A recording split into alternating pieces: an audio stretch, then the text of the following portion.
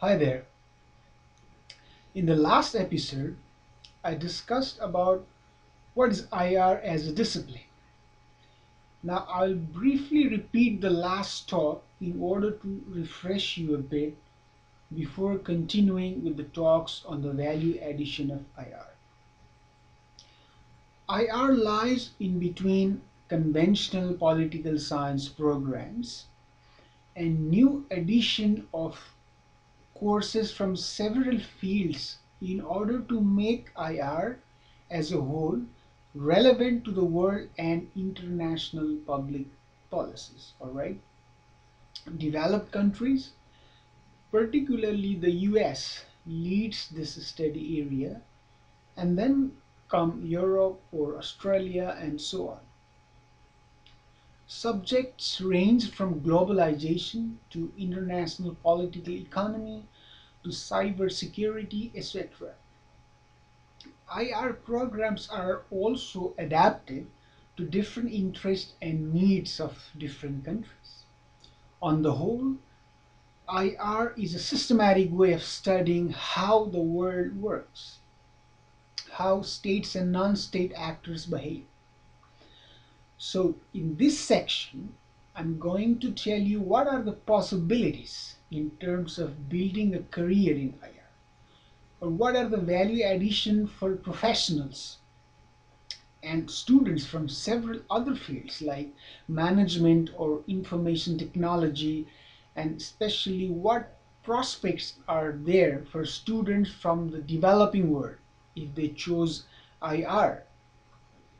First, let me be clear about one thing, that is, in terms of career prospects, the IR area is not very far from what we generally have across several fields or career streams.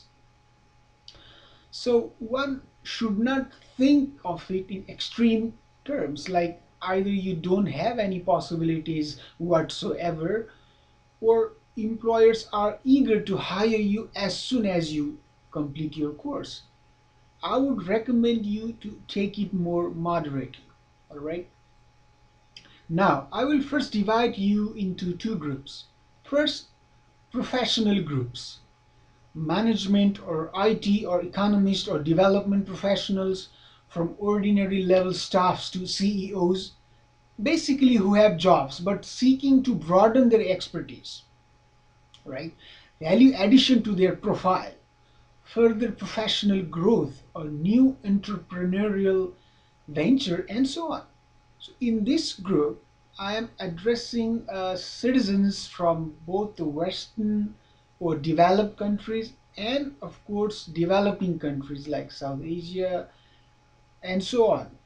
And second, student groups, students who are seeking opportunities to migrate to Western countries or some other developed parts of the world, or at least who want to have foreign degrees at least. All right, but here I address both the possibilities in foreign countries and in your own developing countries. So I'll start from the second group, student groups. All right, with my experience of closely watching the job trends in both the world, I would say we are in a time right now where you can choose any field, whatever it is, say whether literature or computer science or anthropology and so on. But you have to come up literally as number one in what you do. I said literally, that means you could be number five or number 10, but you should be able to show that you have done remarkable work in your field and your mentors are really happy. And then you should look out and try to engage with the community of your area in your country and around the world. This is really important. And then you should expect reasonable prospects for what you study. All right. For instance, if you are interested in studying sociology and are expecting something what a student of computer science or medical science will get, in terms of the speed in finding jobs or high pay scale and so on, that will in most cases not happen.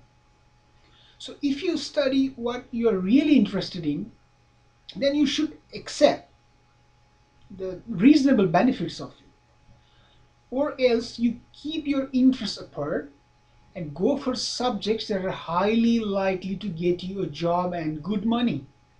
Therefore, here I'm assuming that we are someone, or I mean, you are someone who is interested in studying IR and accepting the possible reasonable benefits from IR. But do not be disappointed. Just let me tell you one thing. There are many international organizations.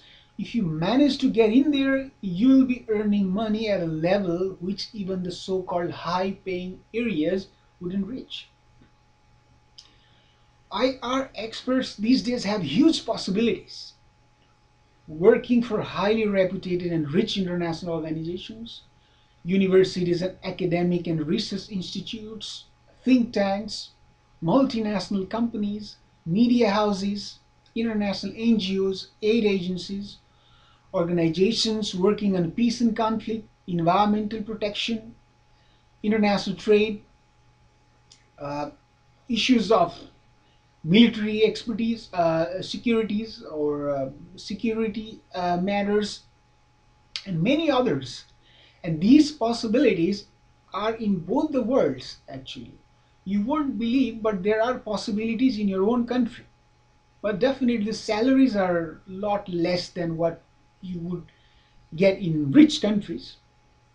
But anyway, it's rewarding doing something of your own interests. And I'm telling you, there are many national and international forums, either academic or others, they want you to take initiative, to take responsibilities and role. Sometimes they are paid role, that's wonderful, and sometimes voluntary. But any voluntary role in such forums eventually will lead you to paid positions. Even if you are a student of management or economics or IT, you see, IR will give you a huge plus point. Most jobs in the Western world, one way or the other, are dealing with companies in other countries or people from other countries because you are working at an international level. Therefore, the knowledge you gather from IR, your company will clearly notice it and assign you with more responsibilities if you are interested, of course. So it is rewarding not only professionally but personally. If you know finance or economics and then you bring IR dimension to your knowledge, that is what the world needs right now, I'm telling you. That is why top scholars in the US, professors there in Europe, have developed the field called international political economy, while the students of management only study commerce or foreign trade separately, what I have done myself in my MBA degree. In IR, you apply them, combining them with other dimensions. And there are similar examples in many other issue areas.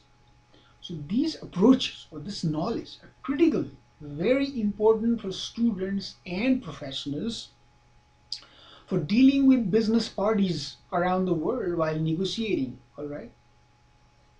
Knowing the hurdles of the policies of other countries, rules and norms in terms of international trade and so on is of great value for you. What I'm explaining right now is also related to what I categorized earlier in the first group of professionals. You see, in the US right now, top elite schools of IR are introducing courses for top CEOs in the places like New York, Washington, Boston. They are attracting top professionals by saying that the world you will all think that we know or you know very well, in fact, is an incomplete understanding, which you only realize after having taken IR courses. And in fact, top CEOs themselves admitted that fact. All right. So if CEOs are doing it, it goes without saying that those who have worked in military or navy or security agencies, services like that, how much value such courses would add to your career. I have seen many young students and professionals in the US or in Europe who have been in services of national and international security uh, joining these courses, right? I know people who have served 25 years in the US Navy and now are doing master's courses or PhD research in IR. So you see, the possibilities are huge. You will never have to stay doing nothing. Your expertise is combined with IR studies, which will open new doors for you anywhere around the world, anytime. So here I would also like to emphasize non-academic people here. You don't have to worry. The short courses and trainings that are available add to your profile at the level where you are working right now. You do not necessarily have to be a scholar or CEO or manager and so on, right? So again, going back to the student, recently in Harvard University, top academic institution in the US, they organized India conference. Prominent politicians and business figures from both America and India spoke on the occasion.